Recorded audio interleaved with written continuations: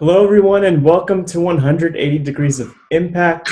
Today, I'm very excited to be joined by the one and only Maimah Karmo. Maimah, how are you doing? I'm great. My mouth's full of my green smoothie. What kind of smoothie is that? It's the best in the world. It has spirulina, chlorella. It has acai. It has chlorophyll. It has ashwagandha. It has like 10 different antioxidants and green energy and cleansing products, and I drink it every day. I've been drinking it probably for the past 8, 9 years. Oh, wow. And it's energizing, it's detoxing, it fills me up. Wow. Oh, I feel like Yeah. we'll need a recipe. We'll need the recipe on the website. On the website. Anyone else? Only if you're nice to me. Okay. I'll ask about that later and ask specifics of it. How are you doing otherwise today? I'm fantastic. Life is good. Life is just beautiful, magical, and I'm creating the life I love, right? Yeah. So I have no complaints. Yeah, a life of pure bliss, I hear. Yeah, it's wonderful. I mean, I had a vision for my life when I was a child in terms of how I wanted my life to be. More importantly, was how I wanted my life to feel. Because you can be and do things, but a lot of my friends were looking at their careers and what kind of jobs they wanted to have and cars they wanted to buy and how much money they wanted to make. And I always wanted to love people for a living and change the world. And, a lot of my friends would look at me like, okay, well, what kind of career path is that? But I knew that has something inside of me that was powerful. I didn't know how to get it out, but I knew that God would guide me. And I had a dream when I was 8 years old that I was having a conversation with God where he told me my life would have, challenges and different things would happen, but to always follow what was inside and to follow his guide. And so I just followed that. I followed love and I followed happiness. And whatever brought me those things were what I pursued. And it's been amazing because I've escaped 3 wars from my native country, Liberia. I've been hit by lightning. I have gone through breast cancer and multiple other challenges. But I always said, I always said when I look back on my life, how would I have wanted this time to be? So whatever experience happened to me, I would look at it as something that I could transform into something beautiful or magical or transformational. I wouldn't let situations make me be a certain way.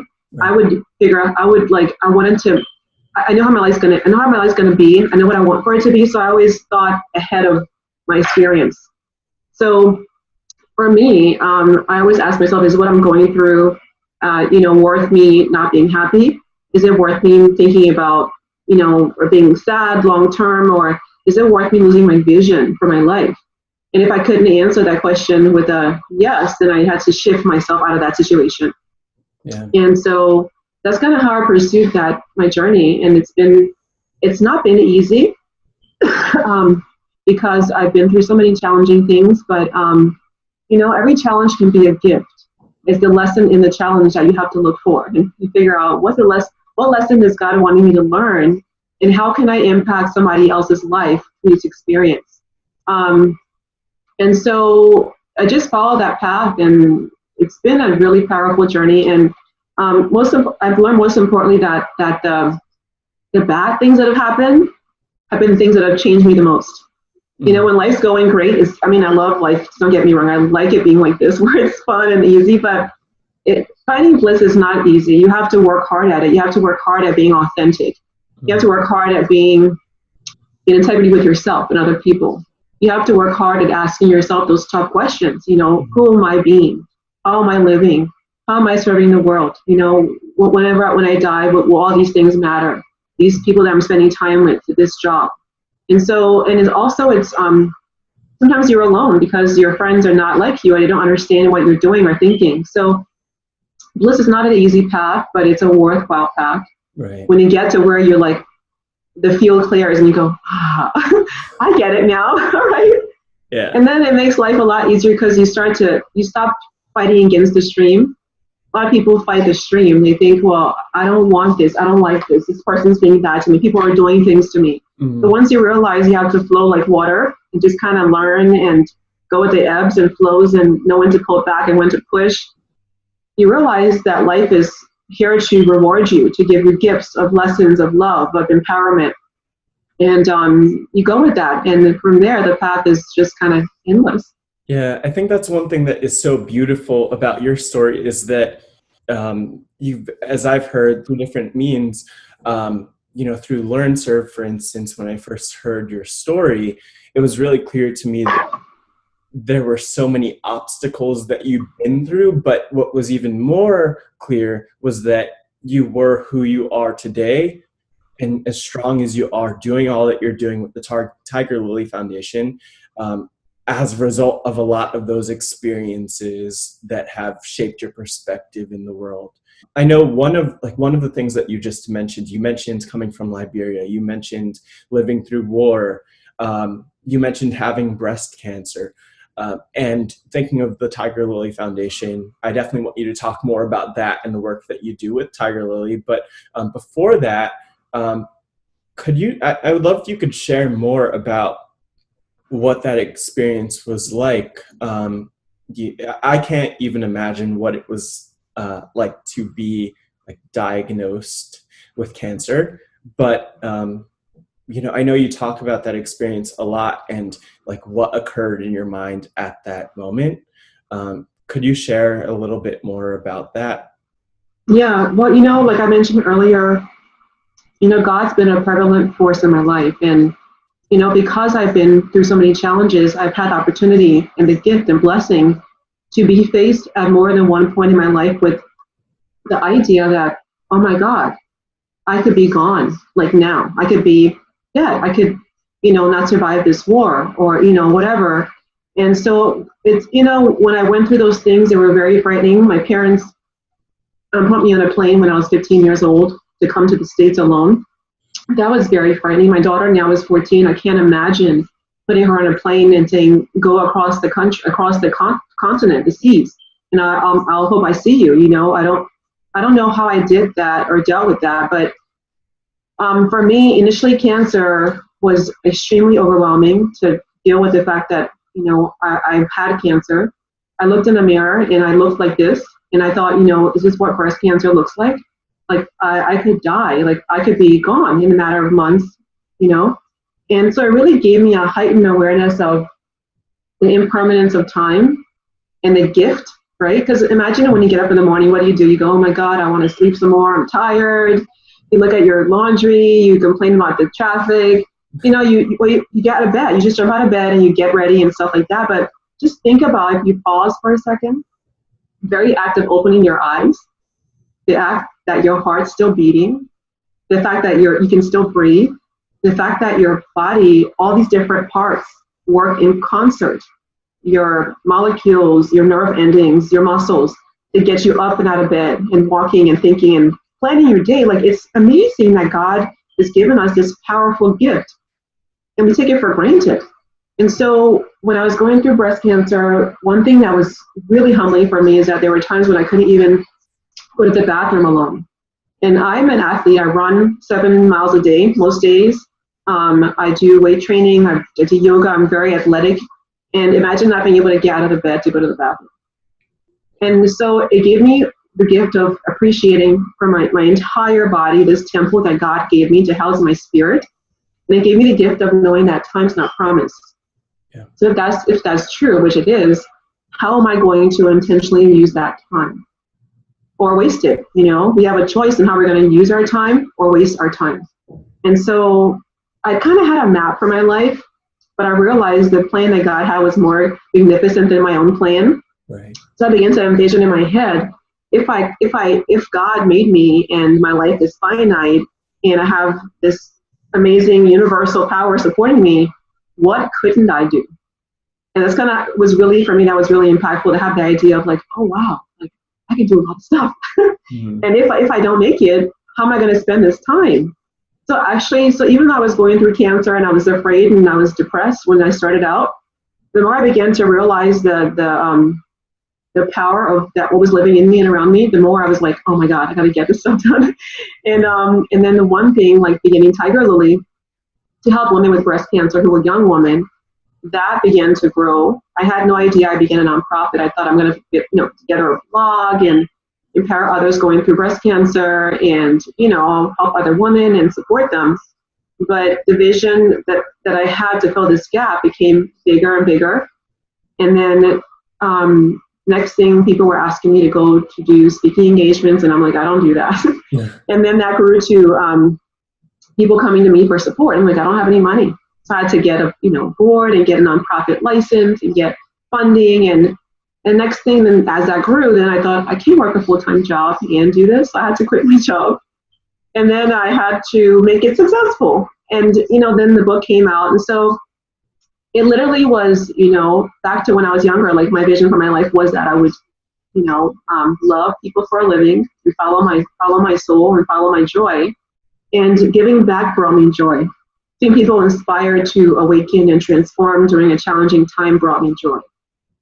And so I also learned a very powerful lesson, because I used to be the things people laughed at me about when I was a child, being quiet and thinking a lot and having these visions in my mind of like grandeur, visions of like changing the entire world and saving people. Like people would laugh at me and say, my friends were like, "You're such a nerd. You're just always reading and you're dreaming and you want to love for a living, and you're just, what are you thinking about? What's in that book? What are you reading?" Mm-hmm. And all those things that made me odd and weird and different when I was younger, were making me stand out as an adult, Mm-hmm. So I urge young people to really follow their unique gifts and talents. Don't let anybody tell you that you're weird. And one thing I embraced early on was like, I always said to myself, I'm a unicorn. Like, I'm a unicorn because I'm special and different, and that's okay. And I'm rare. And we actually are all rare. We're all unicorns. And so it's important to find your inner unicorn, your inner gift, your inner special thing, and live that special thing. Yeah, I think that's so powerful. There's so many powerful parts of that. But I think, I've heard a phrase that really speaks to that idea. I heard someone say, take your mess and turn it into your message. And I don't necessarily think that, when you have misfortune happen to you, that it's a mess. Like, for instance, in my case, I relate to your story because like my dad passed away. I'm 25 now, but like to not have one of your parents and someone you're so close to in your life is tough. And that could seem like a mess or a huge challenge, and it is, but you could learn like to embrace the fact that yes, time is limited. And you could make something beautiful out of what you're facing and what you're dealing with. I think one thing I'd love to hear more from you about is, like, I've heard different interviews through your podcast. I've heard more of your story, and in particular, I want to know. So you talk with a lot of people about their stories, about resilience. How is it that each and every day you manage to build that resilience muscle to combat the challenges? You mentioned wanting more time in bed and wanting to just lay there and not get up and face the day. How do you build those muscles and that strength to always put yourself forward? It goes back to my vision for my life. I know how I want my life to end. Mm-hmm. I know that when I'm laying on my deathbed, I don't want to have one moment that I wasted, mm-hmm. right? And so every morning I get up and I thank God for my breath in my heart. Yeah. And I ask him, how can I serve you today? Like, how may I serve you? How may I serve the world? And I just get up like that, and I really work on my energy as well. Energy is so powerful. Mm-hmm. And so let's say if your intention is to love people and serve them, every person you meet, you exude loving energy and kindness and support. You put an energy out that attracts things to you, people to you. People want to connect with you and work with you and partner. And so I feel like people underestimate the energy of our lives, and that if you put something out, it just spreads. Because my day might begin where I have an agenda of things to do, but any given day, things just come to me. Like, people will call and say, "Oh my God, there's this great speaking engagement," or "There's a book I'm working on. Can you write the foreword?" Or "Can you? We want to have an event. We want to have an event with you. And we want to sponsor." I'm like, those things are always coming my way, but they're really out of random circumstances. like meeting a friend in the grocery store last night. I went to buy avocados and met a new friend, and we had this great conversation. And now we're going to go to get wine someday, and God knows where that's going to go to. So I really think, like, for me, it's actually quite simple. I have goals in life, but I really look to God, my inner godness, and the universe to kind of guide me, and I'm open to what happens. So I'm focused, but flexible and fluid. I think it's powerful because you face, like, that's your life, and I think it's so great that you have been able to take a step back. So it's such a blessing that you've been able to take a step back and see that in yourself and realize, like, where that strength comes from, which is another lesson even for me, to take a step back and see, who am I? Who is that strength? And you have such a powerful sense of who you are and where your strength comes from, that I'm really inspired by that. Like, Thank you so much. One thing I thought about too is that, it's good to be alone sometimes. yes. In our world, we're all so busy with social media and meetings, and there's this whole thing around the hustle and becoming more, getting more. We want to just acquire and be, and I think for me, my success has come from the opposite. I spent a lot of time in solitude, and when you're alone, you get to think about, again, who you are. You get to listen to yourself and to God and spiritual guidance. Mm-hmm. In terms of, when you are quiet, you listen and you absorb a lot of things, and Yeah. God can speak to you. And so I always am careful that whatever my goals are, they're not inward goals, they're not aggrandizing goals. I always mess that word up. But they're not egotistical goals. Huh. They're goals that are centered around, what does God want for me, and what are things that I'm not seeing that I need to be doing, and to use to help other people. And so when you look at that, whatever your agenda is for the day, when I get up in the morning, I make my agenda. Well, I make it at nighttime and I go to bed. In the morning, I look at it again. I say, okay, God, here's my plan. What are your thoughts? Let's just make this work, Yeah. And so to me, that's a better guide, because we're not in control of our lives. Whatever plan you have, or agenda, or meetings, like, there are all these things that could happen between your plan and the end of the day that are out of your control. And so having that sense of knowing that you can't control everything is so powerful, because you learn to go with the flow. Yeah. And be open to more coming than you actually might expect of your day, of your week, of your year, or of your life.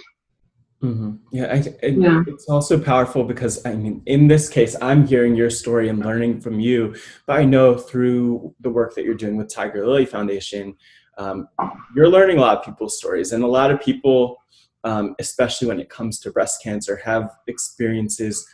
It's something that you can't control. It's something that just happens within life. What are some of those, like, is there a story that stands out from someone within your community, or are there stories that come to mind that really inspire you and the community? I would say everybody I meet inspires me.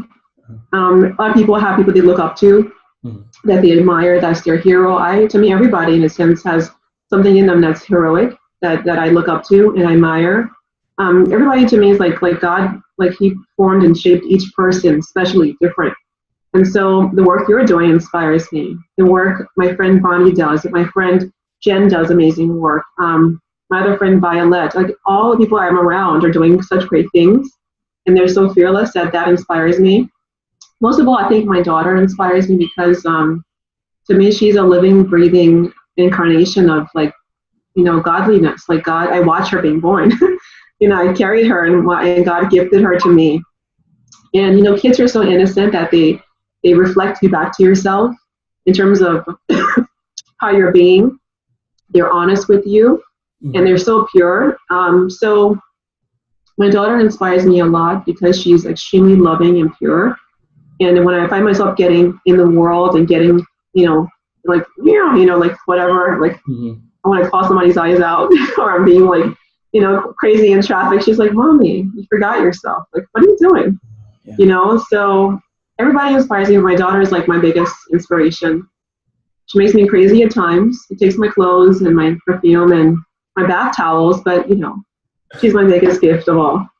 Yeah, I think it's powerful though, because you have that inspiration, and I don't know, I'm very, like, struck and impacted by your worldview, and it's so hard for me to even wrap my head around it, because like you've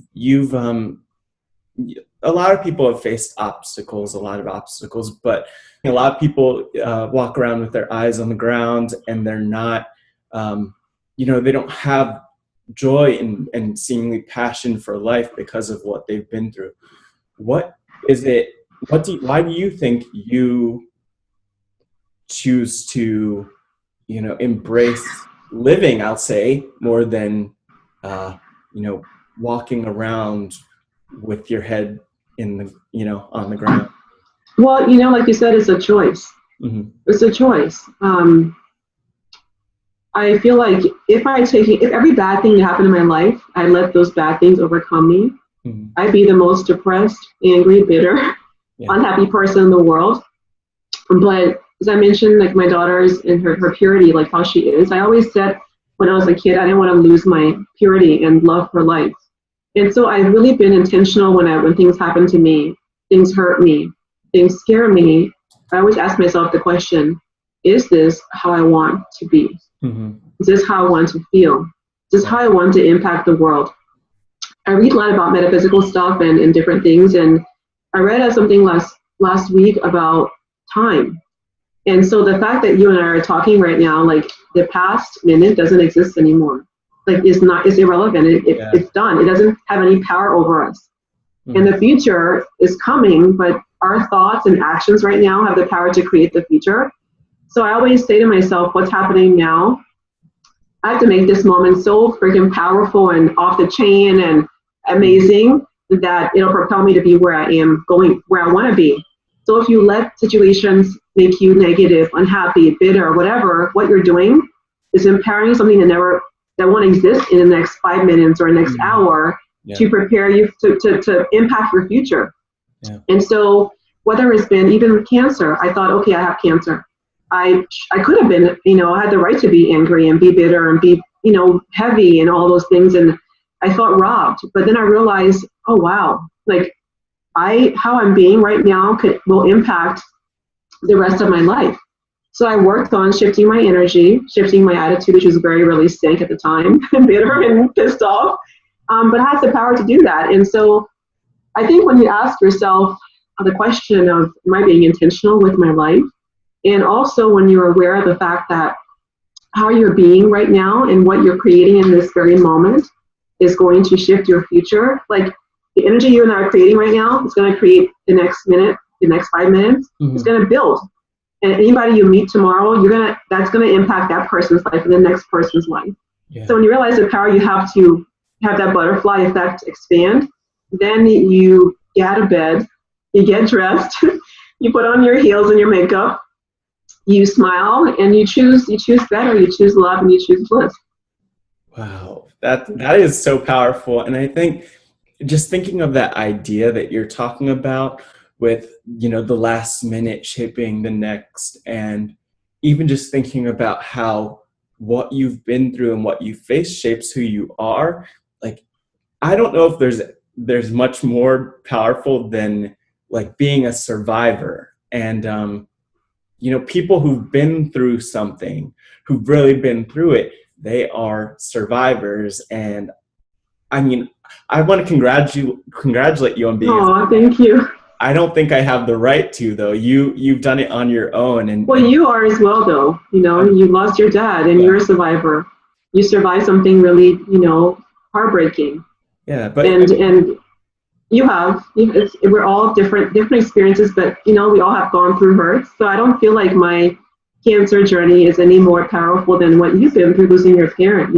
Yeah. And when you appreciate people's journey, appreciate where they've come from.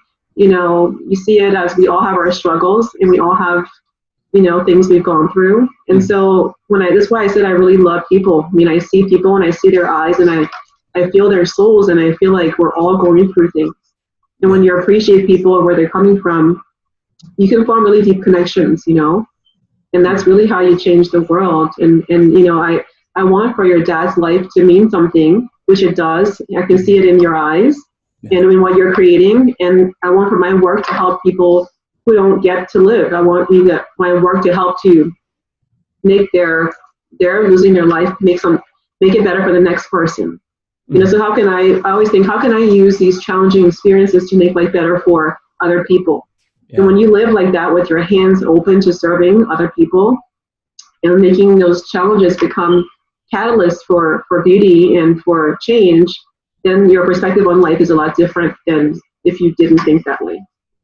You know, it really does make you stronger. It gives you one really motivation, as you were saying, to live the life that you want to live, but also it gives you strength where you say, you know what, I survived that. So Yeah, Jack. next moment, like traffic is nothing because No. you're able to do it. Well, yeah, I mean, there are days when I was like laying in bed thinking, I have this port in my chest. I just had chemo. I feel like I'd be throwing up. I'd have diarrhea. I'd be sweating. I have a high fever. And I'm like, life cannot be worse than this. I would count the minutes until I could feel better, the days. And so to be able to get up and just run and walk and see the trees and the leaves and the sun and breathe and not have pain or suffering, like that's a gift in itself. Yeah. And when you appreciate the gift in the moment, that energy will spread beyond that moment. Yeah. So, that is so powerful. Are we out of time? No. Okay. I have. Because I can talk. I have one last really powerful question. Like considering all that you've really been through, like I know that you've told your story in so many ways, but like I really want to know if your life story were like a single book or documentary summing up every single thing you've been through, what would the title of that be and why? It'd be the journey of a fearless unicorn gypsy warrior that loved. As I feel like I embrace challenges. And I wouldn't say I don't have fear, but I just jump into them, you know? So I like that word, fearless. Unicorn is my word. I'm wearing a unicorn t-shirt right now. You probably can't see it. And I have my unicorn card deck. Well, I made these a few months ago.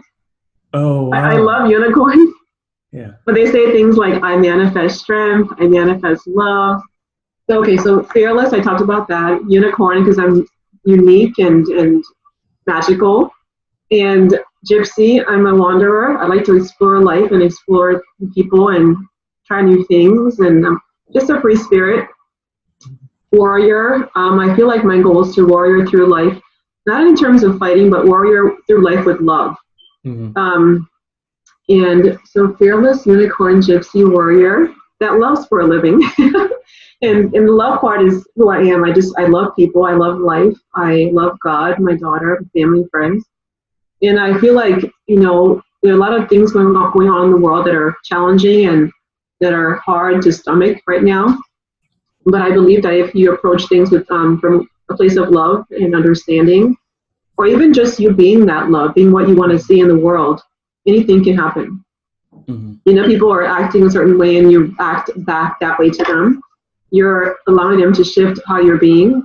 So I think, you know, being your best you, living your essence, and being a fearless unicorn gypsy warrior that loves for a living.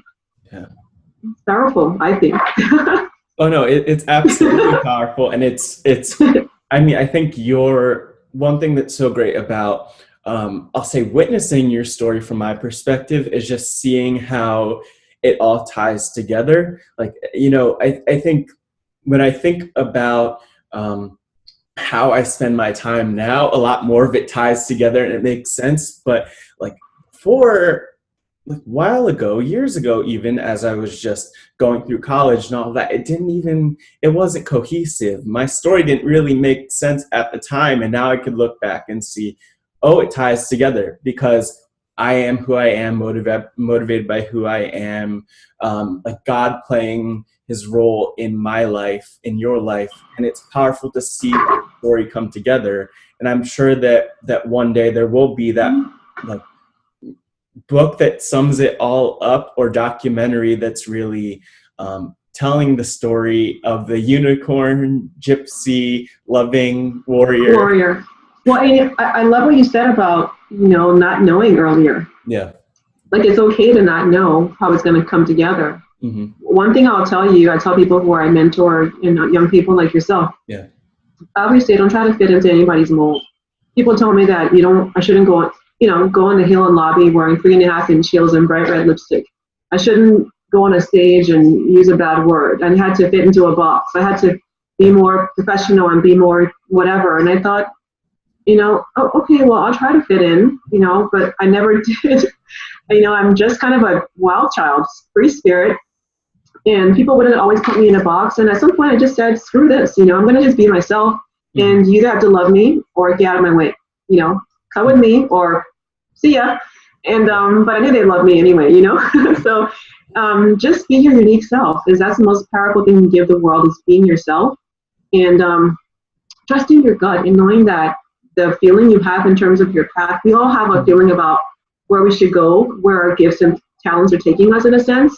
Follow that feeling. Don't doubt yourself, and don't ever compromise on what you want to do and what you want to be.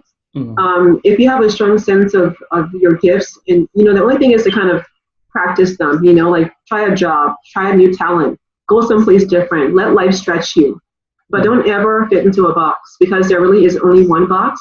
That's the box you put yourself into. And so I tell people that all the time. Just be yourself. And I would never have thought as a younger person that I would be where I am in life right now, just being my crazy self. I mean, but there it is. Yeah, and I think it's so great, because if people look to you and look to a lot of what you have going on, or if they connect with you, they will see that very clearly, that if they are their authentic selves and follow that path, that they will accomplish so much. Where could people find you on the internet? What should people look for? Everywhere. Everywhere. So where? So yeah. my author page is www.maimahkarmo.com.